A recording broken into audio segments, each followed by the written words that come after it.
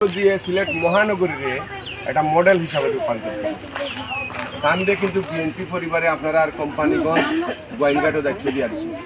কোম্পানিগঞ্জ গোয়েনঘাটের মানুষের তানুদ্দিন গ্রহণযোগ্যতার দিকে নেই সাইফুর রহমানে যেরকম পরিবর্তন করছিল কোম্পানিগঞ্জ গোয়েনঘাট অতীতে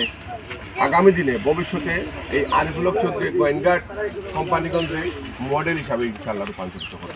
তবে আপনারা সার্বিক সহযোগিতা দরকার আপনারা মূল্যবান ভোট দরকার আপনারা দানের শীর্ষ ভোট দিয়ে তাদের সংসদে পাঠাওকা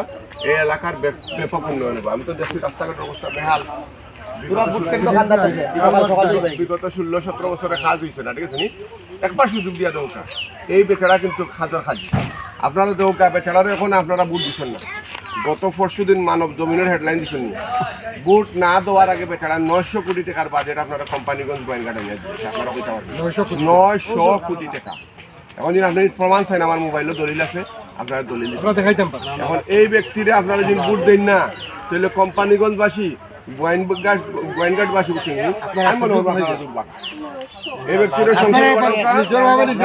এই ব্যক্তিরা সংসদে পাঠাওকা আপনারা এই এলাকার উন্নয়নে আর কিছু চ্যালেঞ্জ করে বললাম এই এলাকার উন্নয়ন ঠিক আছে